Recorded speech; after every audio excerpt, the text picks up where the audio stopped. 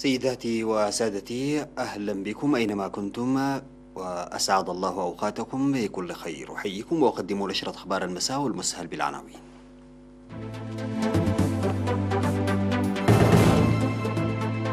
إصابة جديدة واحدة اليوم بكورونا في البلاد. أنشطة لمكافحة الجراد في البلاد عامة. مباحثات لتفعيل مشروع سوتر لإنتاج الألبان. السودان يوقع اتفاق سلام مع حركات مسلحة بدارفور.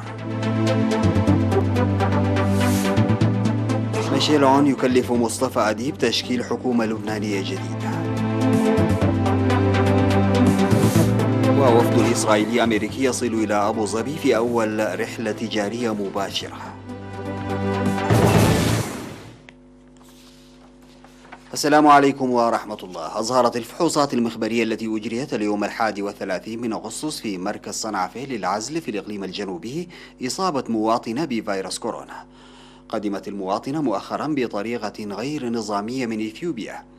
بهذا بلغ عدد الإصابات بفيروس كورونا في إريتريا حتى اليوم 319 إصابة، شفي منها 284، ولا يزال 35 مريضا بكورونا يتلقون الرعاية الصحية في المستشفيات. وزارة الصحة 31 من أغسطس 2020.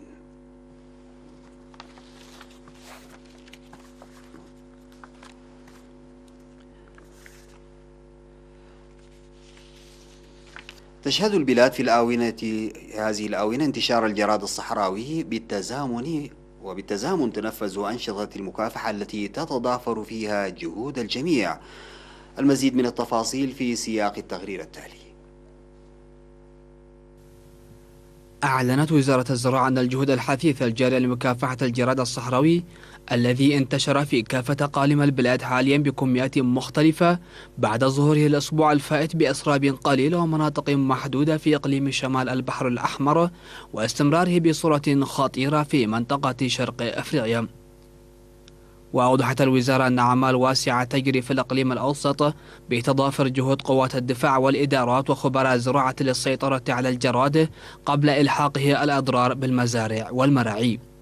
وأفادت وزارة الزراعة أن الجراد الصحراوي انتشر في مساحة أكثر من 500 هكتار في قرى قرمي ومبادرها ودنبزاول وشمانوغوس العلاي وتحتاي وطعريشي ومقركة ودنبزان بمدينة سرجقة وضاحية عد بديل وكذلك الدرفو في مدينة بريخ.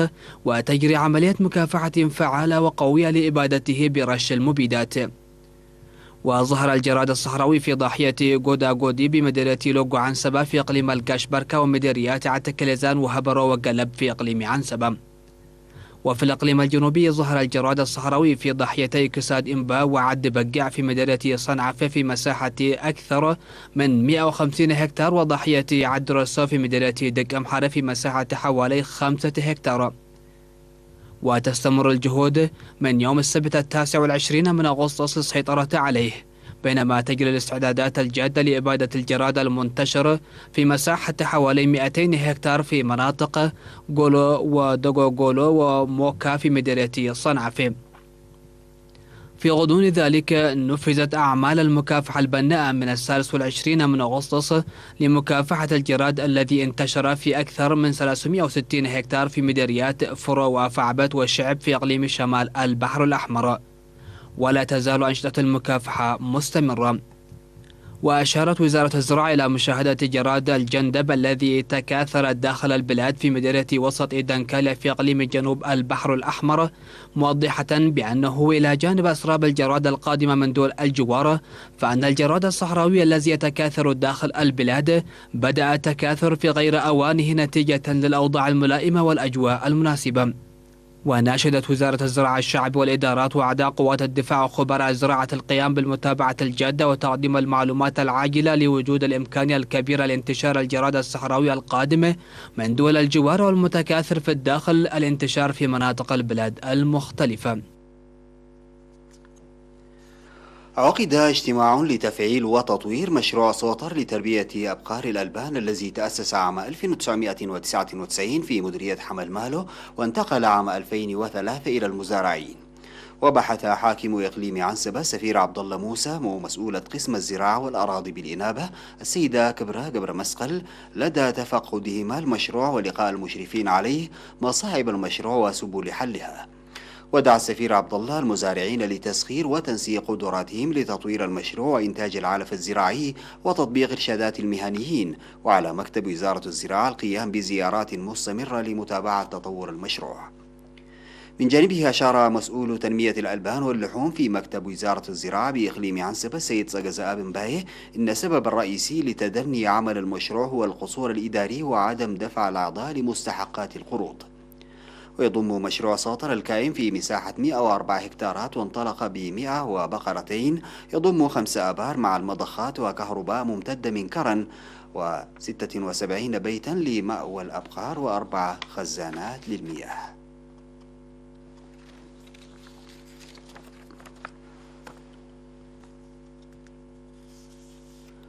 نظمت دورة تدريبية لإدارة البساتين الجماعية التعاونية لأسر الشهداء والمحتاجين في 4 مديريات في إقليم الكاشبركة، وتضمنت الدورة التدريبية التي استمرت ل10 أيام إدارة العمل وحفظ الممتلكات والحسابات والأعمال الفنية. وقال رئيس لجنة الإشراف الإقليمية السيد فرانكو كوبابا إن البرنامج المنفذ تحت رعاية برنامج التنمية للإقليم الغربي قد ابتدأ في مناطق فاولينا وبنبنا وعناغولو وتوكومبيا، وانطلق ب20 مواطنا في كل منطقة لتنمية مساحة تبلغ 10 هكتارات على ضفاف نهر القاش، ويستفيد منه عموما أكثر من 80 أسرة شهيد ومحتاج تم اختيارهم بعد تنقيح لأوضاعهم. وأوضح أن الحكومة خصصت ميزانية لبدء البرنامج وشراء مضخات للمياه وأدوات العمل وإيصالها إلى موقع البستنة، بينما قام أعضاء قوات الدفاع في تلك المناطق بتمهيد وتجهيز الأراضي الزراعية وحفر الآبار ومتابعة النشاط الزراعي. وذكر المشاركون بأن البرنامج مواصلة للدعم الذي يحصلون عليه لتحسين حياتهم المعيشية، وسيعملون جاهدين للاستفادة القصوى منه.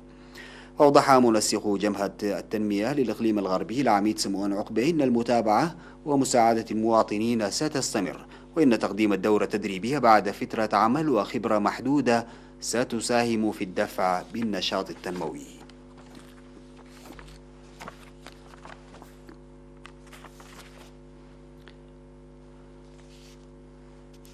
تبرع أعضاء قوات الدفاع في القيادة الغربية بالدم طواعية، حيث تبرعوا ب120 كيس من الدم.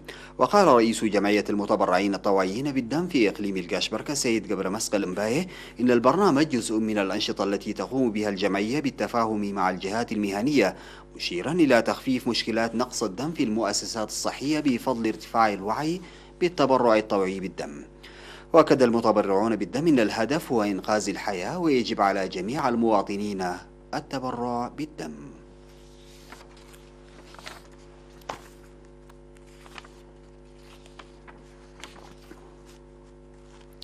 قدم المواطنون في مديريات عتكليزان وكرن وأسماط بإقليم عنسبة دعما للمحتاجين، وقدم مبلغ 743,883 نقفة للأسر المحتاجة في عتكليزان و164 ألف نقفة للمحتاجين في دق زرو. وقدمت الكنيسة الكاثوليكية في كرن 200 كنتال من الذرة وحوالي 1600 كنتال من العدس و1596 لترا من الزيت لأسر الشهداء والأسر المحتاجة في 7 ضواحي المديرية. وقدم عمال المؤسسات الحكومية في مديرية أسماط 12 ألف نقفة ل24 أسرة محتاجة، كما قدم المعلمون وعمال مدرسة لا سالة في كرن 1200 نقفة لكل من 12 طالبا محتاجا سيتوجهون إلى ساوة لإكمال الصف 12.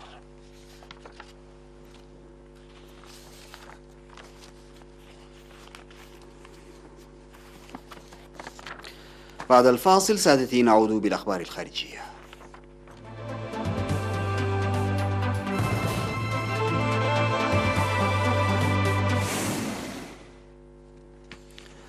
وقعت الحكومة السودانية اتفاق سلام بالأحرف الأولى مع حركات وتحالفات مسلحة في إقليم دارفور في خطوة مهمة على طريق تحقيق هدف القيادة الانتقالية في البلاد، حل الصراعات الأهلية المتعددة والعميقة الجذور.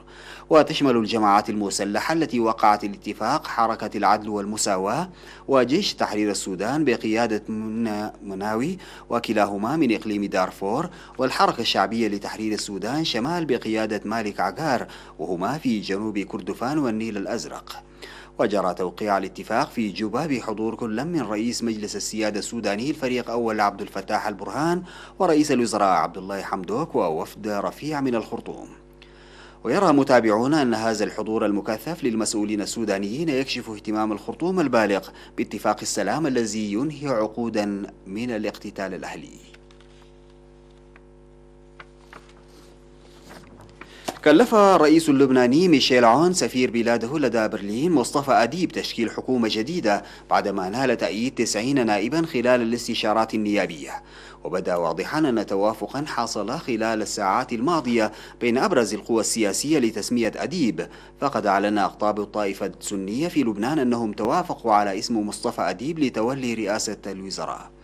وأعرب أديب عن أمله في تشكيل حكومة جديدة في أسرع وقت ممكن، ودعا إلى التنفيذ الفوري للإصلاحات باعتبار ذلك مدخلا لاتفاق مع صندوق النقد الدولي.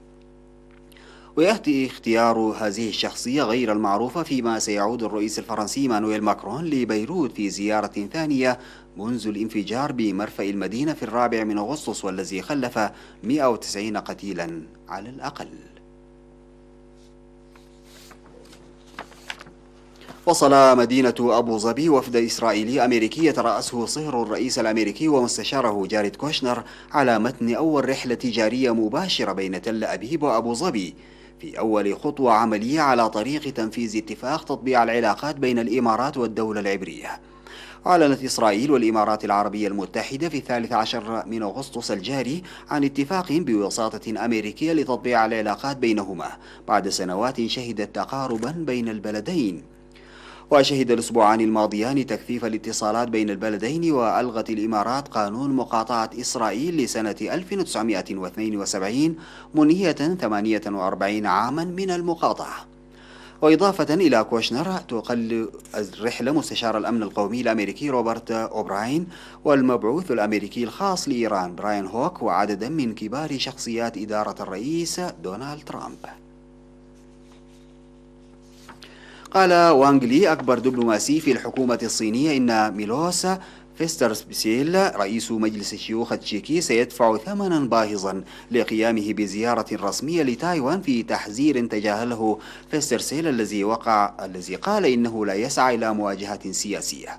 وكان فيسترسيل قد وصل إلى تايبي في زيارة لتشجيع العلاقات التجارية مع تايوان، قائلا إن جمهورية التشيك لن ترضخ لاعتراضات بكين.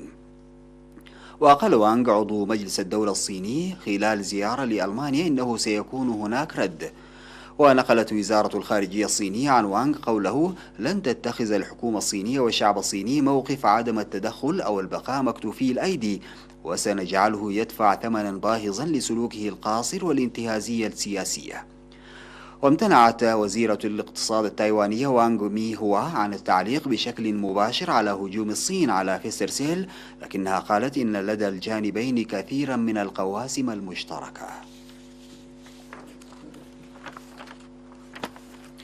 من الفضائية الإريترية قدمت لحضراتكم نشرة أخبار المساء. شكرا لمتابعتكم. السلام عليكم ورحمة الله تعالى وبركاته.